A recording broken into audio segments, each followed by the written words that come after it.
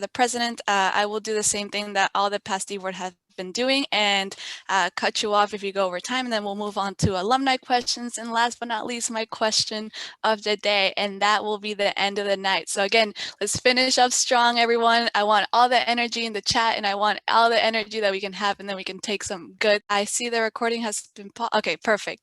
Tahimy, whenever you're ready, I'll start the timer. Perfect, thank you so much. And start. Shep was and continued to be the light of the end of the tunnel.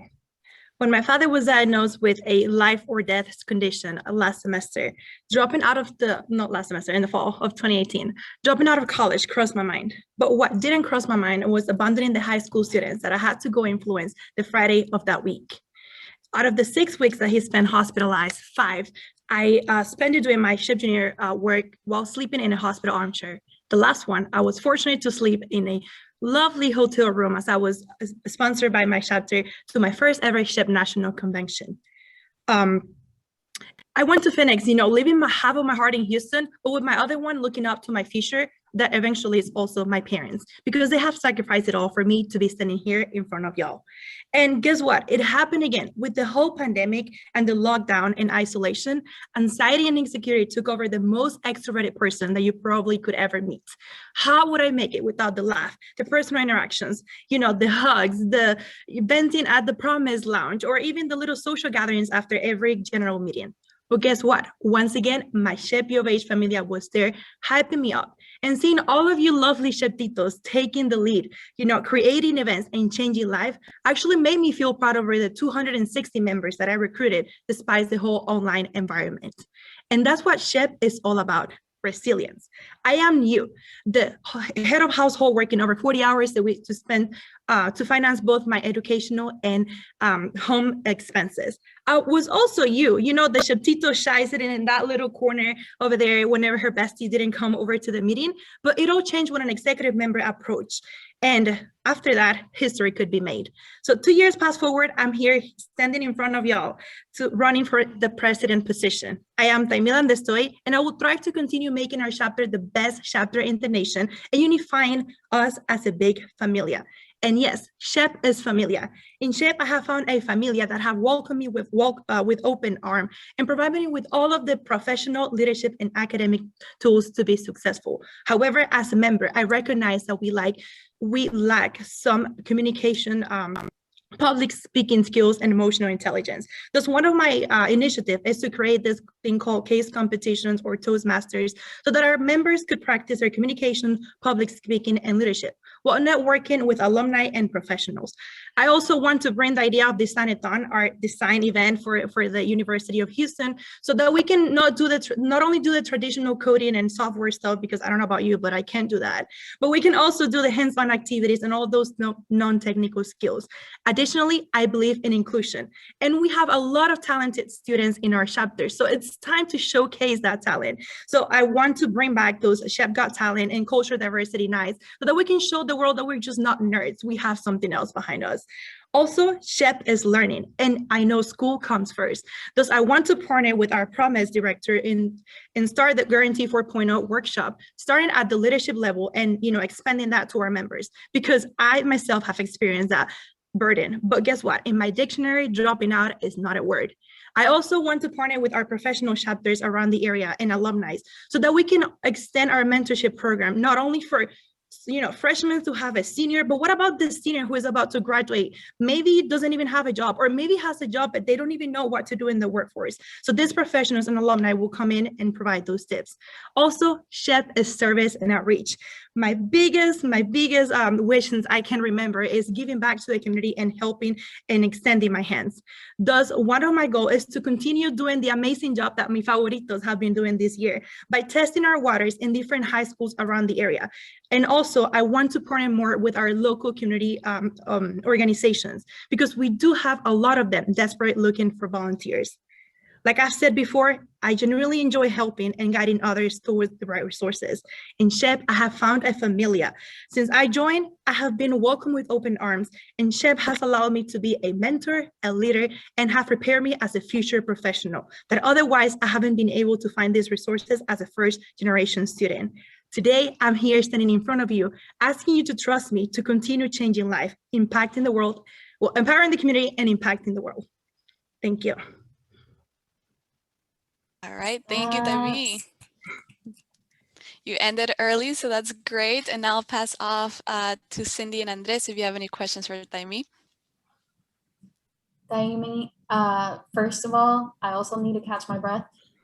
That was amazing. Great job on your speech. I think you hit a lot of really good marks, things, you know, initiatives that you want to focus on, why SHEP is so important for you. And I think I speak for everybody. Everybody knows how passionate you are about SHEP. And I think that you've done a really good job building your network, especially through social media. And I think that's really going to help you should you be president for next year, because, you know, it's still an election.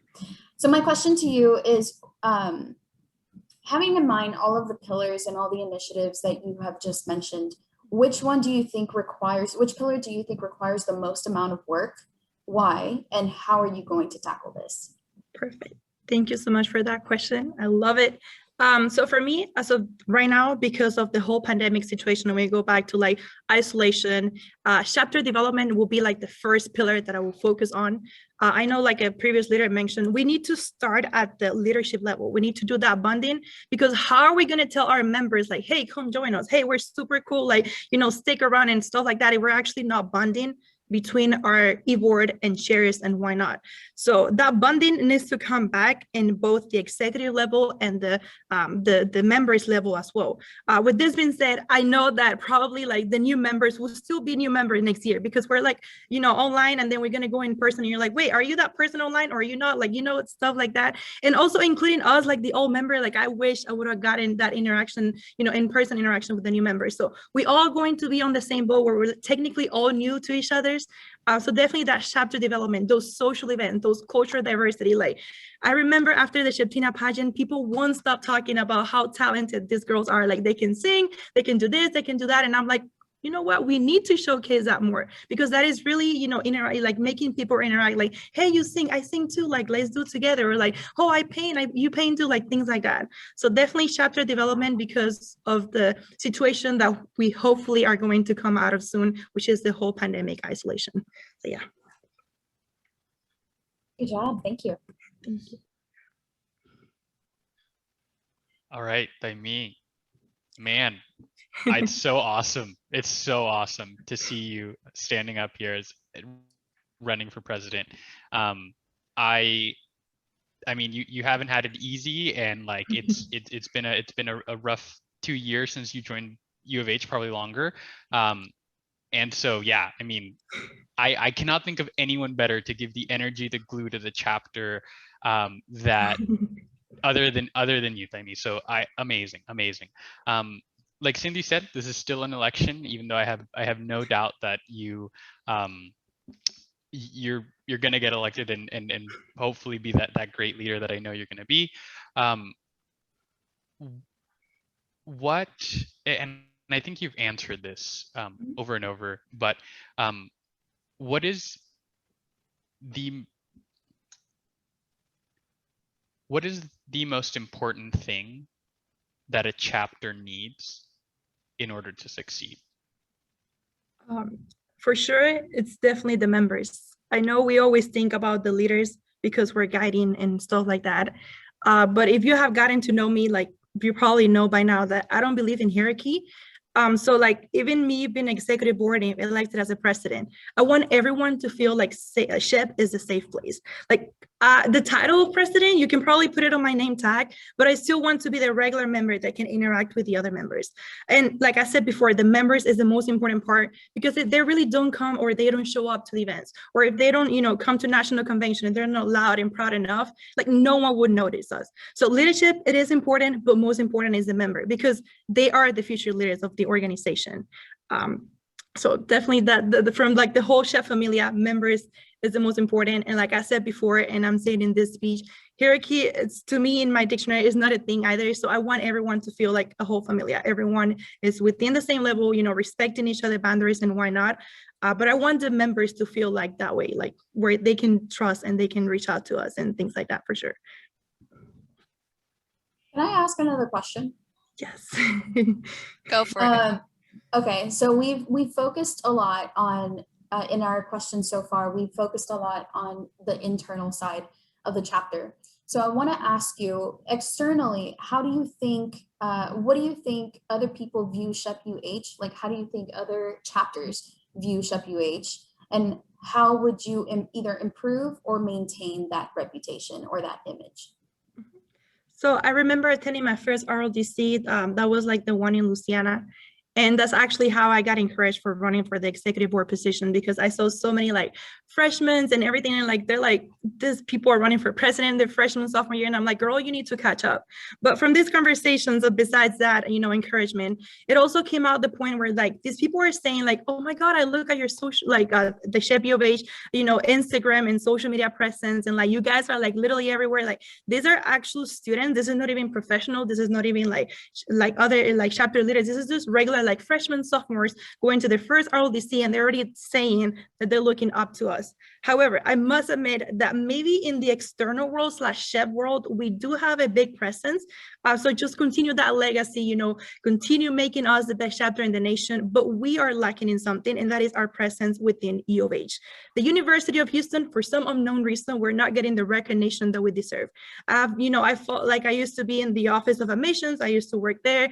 I also been meetings with CCA and things like that from executive board, and also from organizing other events. And I still strongly believe that E of H is not giving us the credit, or we're not getting the credit within the College of Engineering, within NSM, within TOT.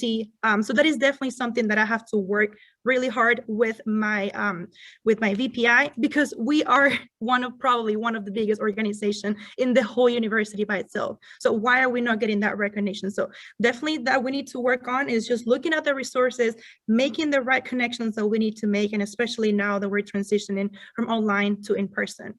So definitely, I believe that we strongly have to improve our presence within the university and continue the legacy that we have within the outsiders, like regional level and national level. Great perspective. Thank you. Yeah, you called it out, Tahimy. I just want to say that like that wall in the student center that has like all the top leaders and organizations. Never in my time at U of H has SHEP made it up there, even though, like you said, we are one of the best organizations at the university and nationwide. So very interesting perspective. I agree. Work on it. All right, and last but not least, I think it's my turn. And Tahimy, I have worked with you very closely this past year, of course, and we have struggled together through the virtual world. And now there's a hope that we're going back in person, and it's amazing, and everything's so exciting. The recording has been paused. Okay, but Tahimy, the world is crazy. And basically every semester I've been at U of H, there's been some sort of natural disaster, whether it was flooding, a hurricane, burst pipes that made all the bathrooms not being able to be used. So we had to cancel a bunch of events.